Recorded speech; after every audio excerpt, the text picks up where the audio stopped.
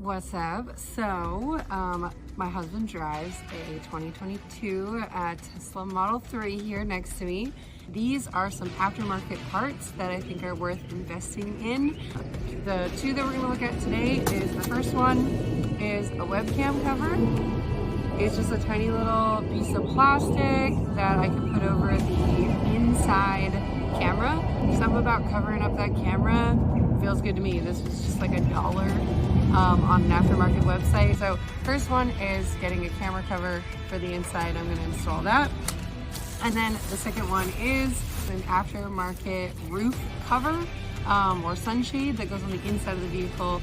It should have some nice clasps or little clips that I can stick it in, and then just put this to cover the tempered glass for the summer. Even with the tempered glass roof being tinted, it still gets really hot in there.